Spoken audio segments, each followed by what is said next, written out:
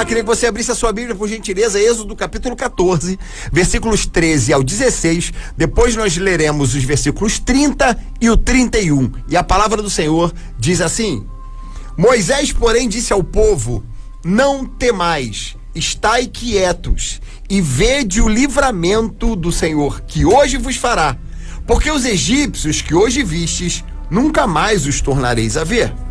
O Senhor pelejará por vós, e vós vos calareis. Então disse o Senhor a Moisés: por que clamas a mim?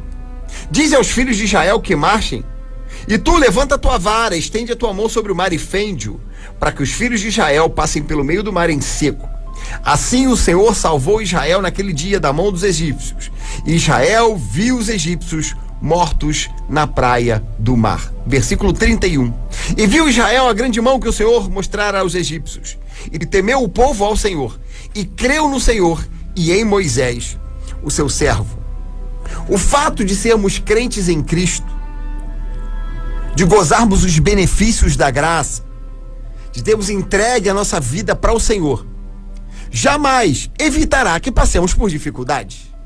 Muito pelo contrário. Há algumas crises, algumas adversidades, alguns problemas que nós atravessamos justamente pelo fato de sermos crentes em Cristo, de termos entregue as nossas vidas para o Senhor. Eu costumo dizer que há 3 fontes para as nossas adversidades.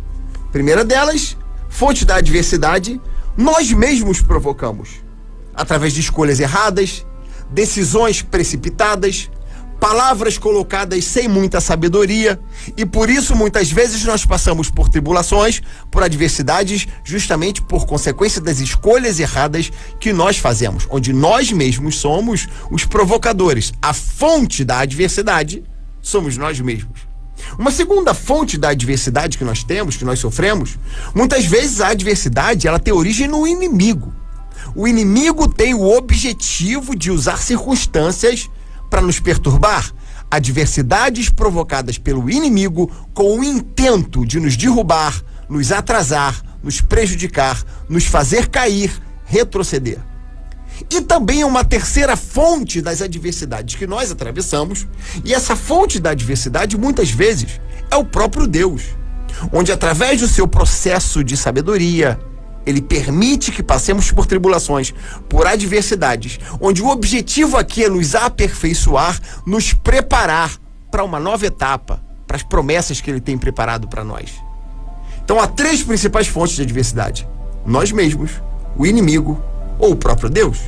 Mas uma coisa é certa: o salmista no Salmo 34, versículo 19, ele vai dizer que muitas são as aflições de justo, e o Senhor os livra de todas elas. Quer dizer o seguinte: não importa a fonte da adversidade, seja ela provocada pelas minhas escolhas, provocadas pelo inimigo, ou até mesmo pelo próprio Deus, em todas elas o Senhor me livra. E eu quero dizer para você que o Senhor tem promessa de livramento para você que é justo, você que tem dedicado a sua vida ao Senhor, a sua vida que está nas mãos do Senhor. Descansa, confia e espera. Tudo que você está passando é um momento de adversidade, sim, é um momento de crise, mas o Senhor tem livramento, tem escape para a sua vida, porque muitas são as aflições do justo, mas o Senhor os livra de todas elas. Vamos lá, uma coisa que é interessante quando a gente fala sobre adversidade, independente de onde seja a fonte dessa adversidade, provocada por mim, pelo inimigo ou pelo próprio Deus, sempre poderá ser uma provação ou uma tentação. Vamos lá, vamos entender a diferença entre provação e tentação. Provação tem a origem em Deus, onde o Senhor permite que passemos por adversidades e tribulações, mas o objetivo é nos aprovar, nos aperfeiçoar e nos preparar para a promessa, ou para uma bênção, ou para um projeto, para um propósito. Isso é provação. Origem em Deus, e o objetivo é que eu seja aprovado. E tem também a tentação. A tentação tem origem no inimigo. Ele cria a situação, ele cria a adversidade, e qual o objetivo? De me fazer cair, de me derrubar, e o objetivo é que eu seja reprovado. Mas uma coisa aqui, embora uma tentação tenha origem no inimigo, sempre será oportunidade de o Senhor provar a minha fé. Há circunstâncias que o inimigo provoca para me derrubar, para me tentar mesmo, para me fazer retroceder, para me fazer cair. Mas em saber que o Senhor é comigo e me fortalecendo, Ele sempre trará um escape em meio às tentações. Mas também nas provações, que são aquelas que são provocadas por Deus, permitidas por Deus, com o objetivo de nos aprovar, elas também podem se tornar uma tentação, onde o inimigo pode aproveitar a nossa fragilidade e naquele momento colocar dúvidas na nossa mente, nos fazer desistir e até duvidar das promessas de Deus. Quer ver um exemplo bíblico? E é sobre isso que a gente vai falar aqui hoje, onde uma circunstância de adversidade, era uma provação, era uma tentação, mas no final o Senhor trouxe livramento para o seu povo. Vamos lá então, Êxodo capítulo 14, a gente viu aqui, o povo hebreu ele vivia debaixo de uma promessa, havia uma promessa para Abraão que respaldava toda uma geração, que respaldava todo aquele povo. O povo sabia que estava debaixo da promessa de Deus. Depois que o Senhor enviou 10 pragas ao Egito, Faraó então decidiu liberar o povo hebreu em direção à promessa, em direção à terra prometida. Deus levantou Moisés como o libertador, ele conduziu o povo do Egito em direção à terra prometida. Tudo certo. Eu imagino aqui o povo celebrando no meio do deserto, na caminhada em direção à terra prometida, cheio de expectativas, cheio de sonhos, afinal estamos indo para a terra prometida. Imagina o povo cantando, o povo celebrando, festejando, dançando alegremente, a expectativa de agora então ir em direção à tão sonhada terra prometida. O Egito ficou para trás, a escravidão ficou para trás e agora as promessas de Deus à minha frente, é para ela, em direção a elas que eu vou. Só que algo inusitado aconteceu. No meio do caminho, Faraó mudou de ideia. Faraó que havia liberado o povo, agora ele se levanta com o objetivo de perseguir o povo e aprisionar o povo. Faraó então ele reúne, o texto vai dizer assim, com detalhes assim, que ele reuniu então todos os seus carros de guerra, todos os seus cavalos, pegou os seus capitães e o seu exército e com ímpeto, com ira, saíram atrás para capturar o povo hebreu que havia saído do Egito.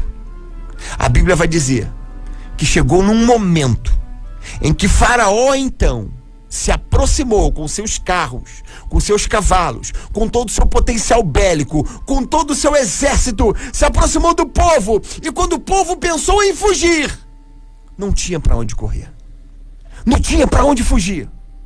Havia o Mar Vermelho na frente, o povo encurralado, Mar Vermelho na frente, determinando um limite. Atrás, Faraó, seus carros, seus cavalos, determinados a aprisioná-los mais uma vez. No meio desse cenário de crise, de pavor e de medo, os hebreus então começaram a clamar e reclamar com o próprio Moisés. Que saudade do Egito! Que saudade do que eu estava passando! E aqui nós vemos um cenário onde nós observamos uma adversidade, a provação e a tentação. Vamos lá. Qual era a adversidade? Povo hebreu encurralado. Faraó está vindo atrás com seus carros, com seus cavalos de guerra, com o seu exército. E à frente não tem para onde correr, não tem para onde fugir. Há um limite, o Mar Vermelho. Então qual é a adversidade? É impossível. Já era. Está perdido. Não tem o que fazer. Não há como fugir. Não há como combater. Não há como resistir. Já era. O caso está perdido. Então nós vemos aqui uma adversidade, uma crise, um grande problema. Qual é a tentação aqui? É a oportunidade que o povo tem de desistir, de recuar, de duvidar da promessa. Aqui o inimigo usa essa circunstância para tentar colocar dúvida, inquietação no povo, para que o povo tenha saudade do tempo da escravidão, desista, recue e se entregue. Mas nós vemos também aqui, nesse episódio, é também visto como uma provação, onde um povo que era escravo está em direção à terra prometida, mas não tem experiências com Deus. Conhece Deus de ouvir falar. Não tem experiências com Deus, não conhece Deus de verdade. E Deus então aproveita essa oportunidade para revelar a eles o seu poder, a sua fidelidade e a sua misericórdia. Nós vimos que nesse episódio, por mais que seja um episódio terrível, onde todos estão apavorados, com medo, desesperados, havia uma possibilidade de desistirem, recuarem, retrocederem, mas também aquilo seria uma oportunidade de o Senhor manifestar a sua glória, o seu poder e o seu milagre. E hoje nós estamos aqui, quase 3.500 anos depois desse episódio, contando para todo mundo que Deus é Deus poderoso, que abre o mar, que dá escape ao seu povo. Por isso, apesar das crises, adversidades, das impossibilidades, eu jamais posso desistir, eu jamais posso recuar, eu jamais posso pensar em retroceder. Sabe por quê? Porque o Senhor é poderoso para abrir o mar se tiver de abrir, porque fiel é aquele que prometeu. Havia uma promessa que os respaldava, havia uma promessa que os garantia que eles chegariam do outro lado, que eles chegariam à terra prometida, mas tinha um obstáculo, tinha um mar. Não interessa o obstáculo, o que me importa é saber que há um Deus que prometeu e que é fiel e que, se possível for, Ele moverá ecossistemas para realizar o seu propósito na minha vida. Imagina o impacto na natureza, do mar se abrindo, ecossistemas foram impactados, ecossistemas foram modificados, justamente para que o plano, a promessa, o propósito de Deus se cumprisse na vida do seu povo. E eu digo para você, se Deus tiver de mudar qualquer ecossistema para cumprir a palavra dele na sua vida, ele vai cumprir.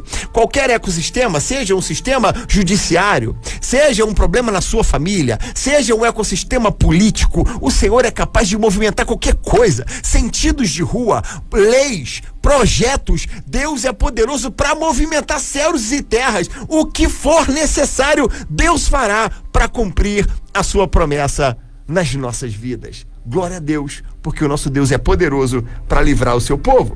E nós vimos aqui nesse caso específico, o que fazer diante de uma adversidade para que não caiamos numa tentação, de modo que a adversidade seja tão forte, tão impactante, que nos leve a recuar, desistir ou retroceder. Muito pelo contrário, o que fazer diante da adversidade para romper em meio à crise e avançar em direção à terra prometida? Vamos lá? Segredos que eu vejo aqui nesse texto.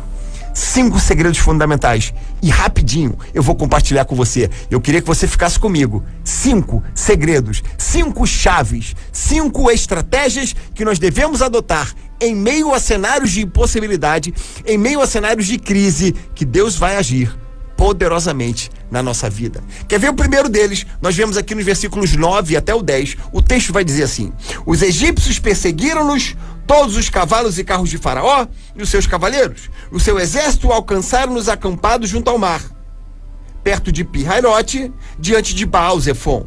E chegando Faraó, os filhos de Israel levantaram seus olhos, e eis que os egípcios vinham atrás deles, e eles temeram muito. Quando o povo foi surpreendido pela adversidade, no meio da trajetória em que saíam do Egito em direção à terra prometida, em direção à promessa, a primeira atitude do povo foi ter medo, ficar apavorado, ficar desesperado, ser dominado por aquilo que viu. O que os olhos daqueles homens viram? Viram a impossibilidade. Viram Faraó com seus carros e seus cavalos e cavaleiros. Viu um exército poderoso vindo atrás, ensandecido, querendo prendê-los, querendo aprisioná-los, querendo levá-los de volta para o Egito e para a escravidão. Diante deles uma impossibilidade, um limite, o mar que não permitia que eles avançassem. O que os olhos deles viram? A impossibilidade. Mas o que eu aprendo aqui? Olha o que Moisés, um homem que confia em Deus, que conhece Deus, em meio à crise, olha o que Moisés falou. Ele disse aqui: não temais, estai quietos e vede o livramento que o Senhor hoje vos fará. Eu digo para você o seguinte: você pode estar passando por um momento de grande crise. Eu não estou subestimando a tua crise, eu estou dizendo que o negócio é ruim mesmo. É desesperador mesmo. Aos olhos humanos, o que você está passando é uma crise que não tem saída, não tem cura, não tem jeito, não tem solução. É Faraó vindo atrás e Mar Vermelho na frente. Não há o que fazer. O caso está perdido. Aos olhos humanos, o caos está estabelecido. Não tem jeito. O caso é perdido. Já era. Mas no meio dessa impossibilidade, no meio desse cenário que de fato é assustador, os nossos olhos estão vendo. Não tem cura, não tem jeito, não tem saída, não tem solução, não tem resgate, não tem restauração, não tem o que fazer. Mas a palavra é: no meio desse caos, não tenha medo, não temas, fica quieto e veja o livramento que ainda hoje o Senhor vai te dar. E ele acrescenta: o Senhor pelejará por nós, Ele pelejará por você, Ele pelejará pela tua vida. Por isso, meu irmão, não tenha medo. O cenário é desafiador sim, é desesperador sim, aos olhos humanos não tem o que fazer, mas a palavra de ordem é: não tenha medo e veja o livramento que o Senhor vai te dar, o livramento que o Senhor vai fazer, porque é Ele que pelejará por nós. Glória a Deus pela sua palavra. Então, primeira coisa, não tenha medo. Segunda coisa, e eu aprendo aqui, versículos 11 e 12, o povo começou a murmurar, dizendo o seguinte: ô Moisés, deixe-nos em paz, melhor coisa era viver no Egito como escravos, como éramos antigamente. Diante dessa ameaça, o povo começou a murmurar, o povo começou a questionar e duvidar das promessas de Deus. O que é murmurar? Murmurar é o cântico que Satanás adora. Que quando nós murmuramos, nós ofendemos Deus. Quando nós murmuramos, nós duvidamos da promessa, e mais do que duvidar da promessa, estamos duvidando do poder, da capacidade daquele que prometeu. Então, quando nós murmuramos, nós estamos desafiando Deus, questionando a sua capacidade, a sua autoridade e o seu poder. Duvidamos daquilo que Ele é capaz de fazer. Murmuração é o louvor ao inimigo. A murmuração é uma demonstração pública de falta de fé. E a Bíblia vai dizer que sem fé é impossível agradar a Deus. Por isso, não é à toa que Moisés aproveita e fala assim: não tenham medo e calem-se, fiquem quietos. E eu digo para você: quer ser bem-sucedido no meio da crise? Quer romper em meio à crise? Em meio à impossibilidade? Em meio à adversidade? Cala a boca. Para de questionar. Para de murmurar. Para de lamentar.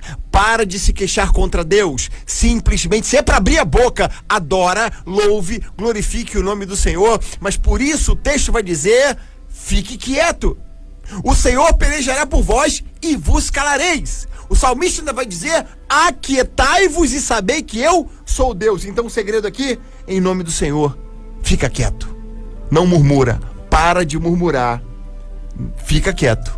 Não temas e veja o livramento que o Senhor vai te dar. Terceira coisa interessante que eu vejo aqui, uma ordem que Deus dá ao povo. Quando o povo começa a questionar, Moisés então chega para Deus e começa a clamar.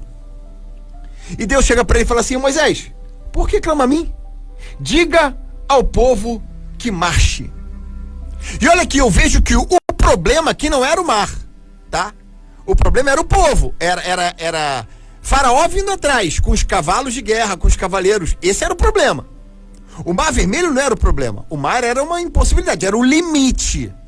Não tinha para onde fugir, não tinha para onde correr, mas o problema em si era Faraó, com seus carros e cavaleiros vindo atrás.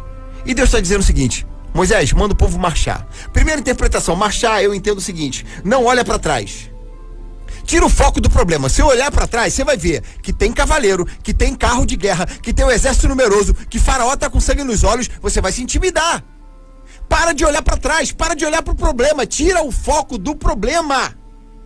E quantas pessoas estão agora só falando do problema, só falando da crise, reunião de família, almoço de família, falando da dívida, falando da doença, falando do problema. Para de falar, tira o foco do problema.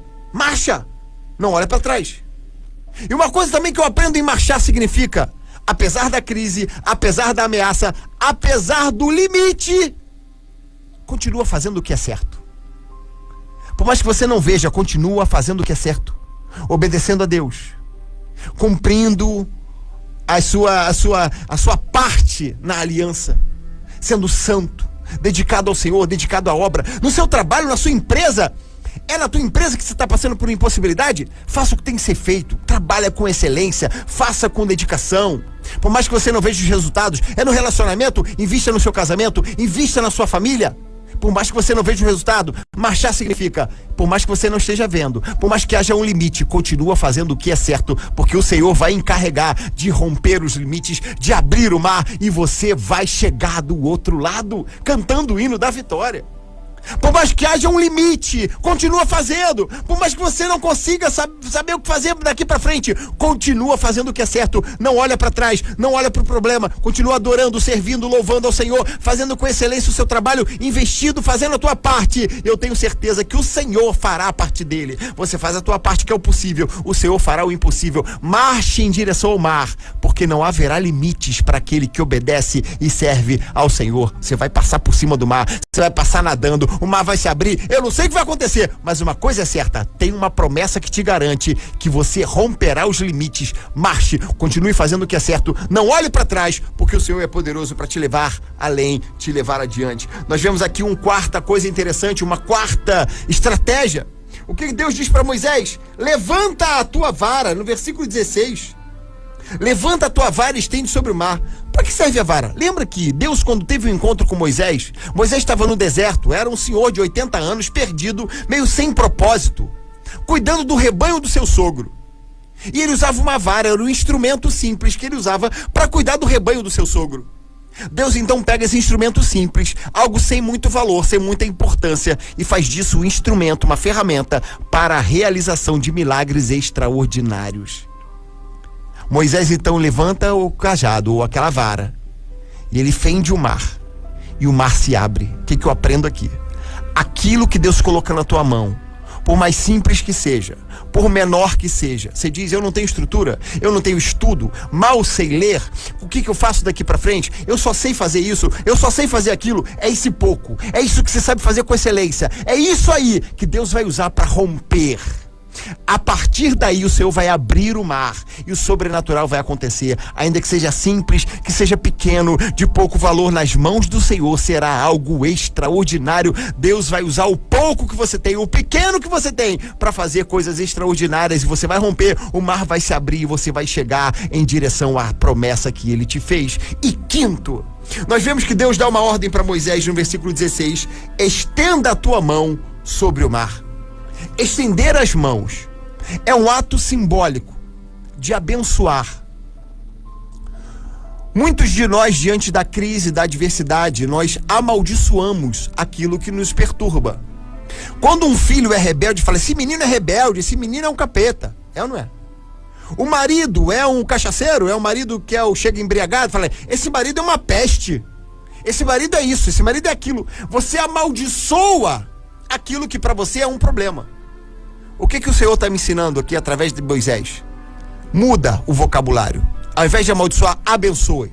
Meu filho é uma bênção, meu marido é uma bênção, minha casa é uma bênção, as minhas finanças são uma bênção, a minha empresa é uma bênção, e você vai começar a abençoar. E a Bíblia vai dizer que enquanto Moisés estendia a mão e o Moisés abençoava ali num gesto simbólico, o mar se abria e o povo passou a pés enxutos e cantou do outro lado: só o Senhor é Deus.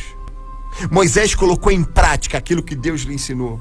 No meio da adversidade, no meio da crise, há duas possibilidades. No meio da crise, ou você cai, retrocede, desiste, recua, ou você, pela fé, rompe, avança e continua marchando. E é aprovado, aperfeiçoado para o próximo nível. Se você colocar em prática tudo que a gente falou aqui nessa noite. Primeiro, não tenha medo. Segundo, cale-se, fique quieto. Terceiro, marche, não olhe para trás. e faça o que é certo, ainda que você não veja o resultado. Levanta aquilo que você tem, por mais simples que seja. Usa com excelência. E quinto, abençoa aquilo que hoje, aparentemente, é a maldição na sua vida. E você romperá. Grandes coisas Deus vai fazer. 3.500 anos depois, estamos falando de uma história que aconteceu.